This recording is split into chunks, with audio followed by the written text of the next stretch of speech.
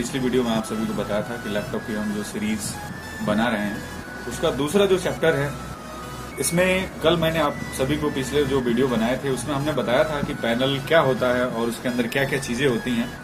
उसका एक पार्ट्स आज हम पढ़ते हैं। सबसे जो पैनल के अंदर मेन भाग होता है वो स्क्रीन होती है, लैपटॉप की स्क्रीन होती है।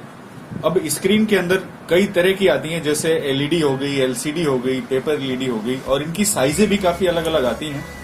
तो सबसे पहले तो हमें ये कंफर्म करना आना चाहिए कि जो लैपटॉप है उसके अंदर स्क्रीन कौन सी लगी हुई है।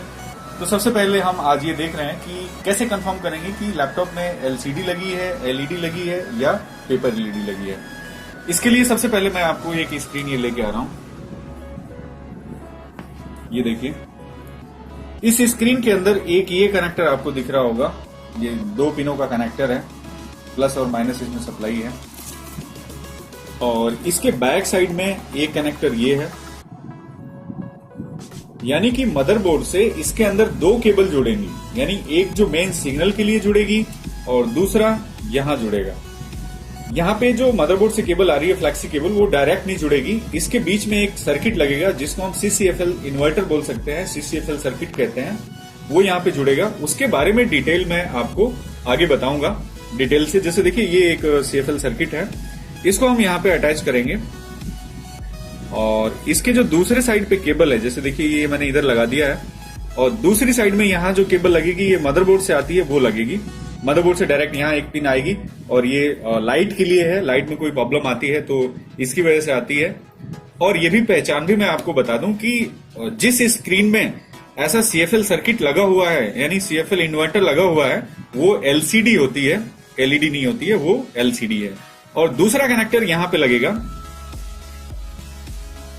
ये स्क्रीन का कनेक्टर है। यहाँ पे मेन जो सप्लाई डिस्प्ले के लिए जो पिन लगेगी वो यहाँ लगेगी। लाइट से संबंधित कोई यदि प्रॉब्लम आती है और LCD लगा हुआ है तो वो इन्वर्टर की दिक्कत होती है। और इन्वर्टर के साथ साथ जैसे मान लो कि LED लगी हुई है, मैं अभी आगे बताऊंगा आपको। ज्यादातर LCD प्रॉब्लम में लाइट की समस्या में इसकी दिक्कत होती है। यदि खराब होता है तो हम यहाँ पे यूनिवर्सल भी लगा सकते हैं, यदि ओरिजिनल नहीं मिल रहा है तो हमें। उसके बारे में मैं डिटेल से आपको आगे बताऊंगा।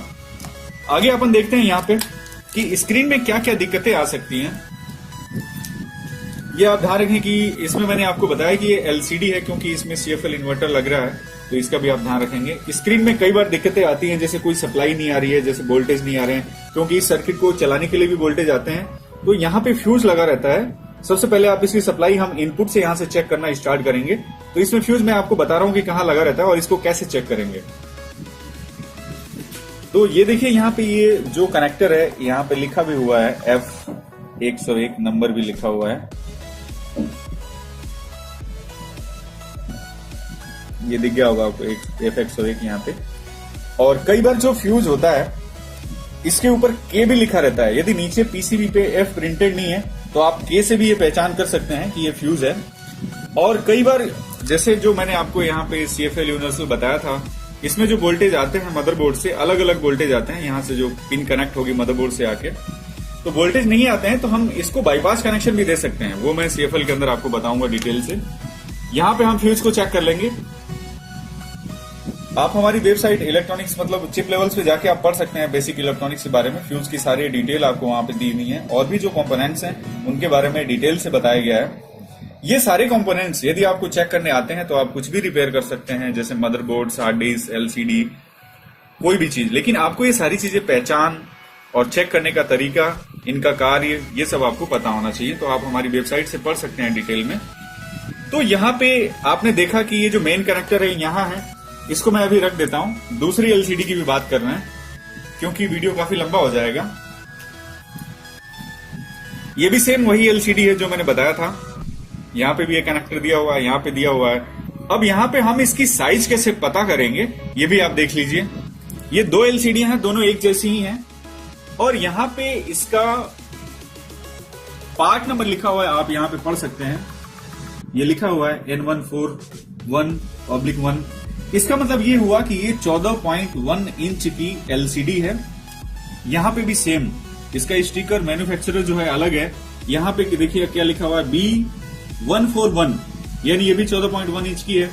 यानी दोनों जो स्क्रीन है सेम साइज है, और आप दोनों को कोई खराब होता है तो इसकी एक दूसरे की जगह चेंज कर सकते हैं, लगा भी सकते हैं।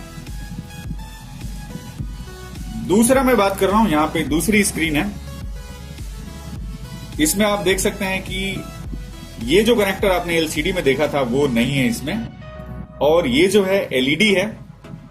और इसमें लाइट की जो कंट्रोल के लिए, जैसे मान लो कि एलईडी है उसमें लाइट नहीं आ रही है, जैसे मैंने आपको बताया था कि एलसीडी में लाइट नहीं आ रही है तो अपन इन्वर्टर को चेंज कर देंगे। लेकिन इसके अंदर भी यदि लाइट नहीं जल रही हो तो क्या क्या कर सकते हैं, मैं वो भी बता देता हूं आपको इसके साथ ही।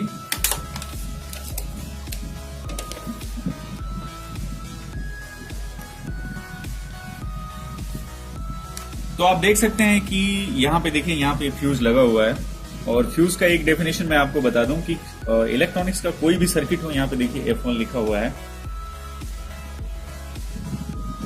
ध्यान से देखने पे दिख जाएगा। क्योंकि ये जो सप्लाई इन होती है, हमेशा इनमें सबसे पहले फ्यूज लगाए जाते हैं। जैसे कि आप घरों में भी देख सकते हैं, या कोई भी इलेक्ट्रॉनिक या इलेक्ट्रिक आइटम देखेंगे, फ्यूज लगा हुआ है तो सप्लाई इन होते ही फ्यूज लगा रहता है। यदि ये खराब हो जाता है तो एलईडी के अंदर लाइट नहीं आती है, और लाइट नहीं आती है तो अपने को स्क्रीन चेंज करानी पड़ती है। लेकिन आप इसको खोल के चेक कर सकते हैं, क्योंकि यहाँ पे मेंशन भी रहता है डोंट टच, तो इससे घबराने की जरूरत नहीं है। आप खोल के इन कंपोनेंट्सों को चेक कर सकते हैं, लेकिन इनके बारे में आपको जानकारी होनी चाहिए, क्योंकि यहाँ पे ज्यादातर कैपेसिटर्स, कॉइल्स, रेजिस्टेंस, फ्यूज ही लगे रहते हैं। आप इनको आसानी से चेक कर सकते हैं, और कोई खराब है तो उसे चेंज भी कर सकते हैं।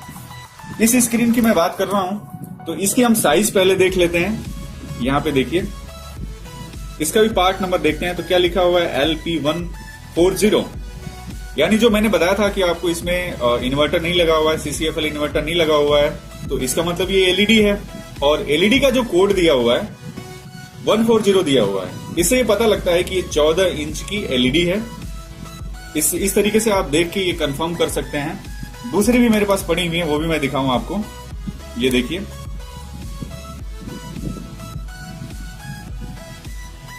आपको दिख रहा होगा B140 लिखा हुआ है यहाँ पे, यानी ये भी 14 इंच की एलईडी ही है। एक और पड़ी हुई है, ये भी मैं दिखा देता हूं आपको। यहां पे देखिए N140। अब इन कोड का मैं अंतर भी बता देता हूं आपको। काफी सारी स्क्रीन्स होती हैं, वो जो अपन मेन साइज जो देख लिए 14 इंच की है, 14 इंच लगा सकते हैं और सपोर्ट भी कर जाती हैं। लेकिन कुछ ऐसे केसेस में हमें ये पार्ट नंबर पूरा ही मैच कराना पड़ता है। कुछ ऐसे लैपटॉप्स आ जाते हैं जो सपोर्ट नहीं करते हैं। हम नई स्क्रीन भी लगाते हैं, वो सही भी होती है तो भी सपोर्ट नहीं करते हैं, तो ये प्रॉब्लम आ जाती है। बाकी हम दूसरी अब देखते हैं, दूसरे साइज की एलसीडी एलईडियां। ये देखिए, ये भी एलईडी है, क्योंकि यहाँ पे भी CFL जो इन्वर्टर में लगाने का है वो इसमें दिया हुआ नहीं है। ये मेन कनेक्टर है, एक इसमें भी दिया हुआ है। और इसकी साइज की बात करूं तो आप यहाँ पे देख सकते हैं क्या लिखा हुआ है, N156B, यानी ये 15.6 इंच की एलईडी है।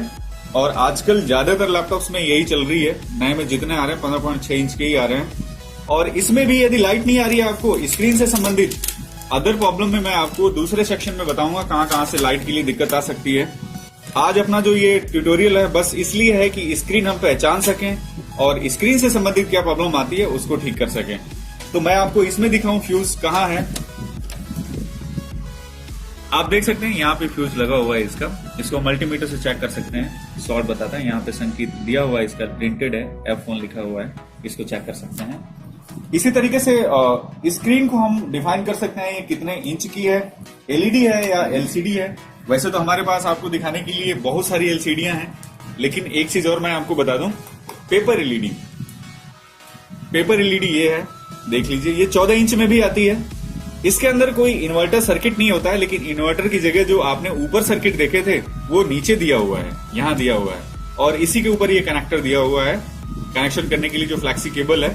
और इसकी साइज भी हम यहाँ कोड की बात करें, पार्ट नंबर की, तो आप यहाँ पढ़ सकते हैं, ये लिखा हुआ है LP156, यानी ये भी 15.6 इंच की पेपर एलईडी है। इस तरीके से हम कंफर्म कर सकते हैं। इनको लगाना और निकालना काफी आसान है, जो मैंने कल आपको असेंबलिंग में बताया भी था, पिछली वीडियो में आप जाके वापस देख सकते हैं। तो दोस्तों, ये वीडियो कैसी लगी हमें कमेंट्स में जरूर बताएं, और आपको इस तरीके की कोई समस्या आ रही है तो हमें कमेंट कर सकते हैं हमारे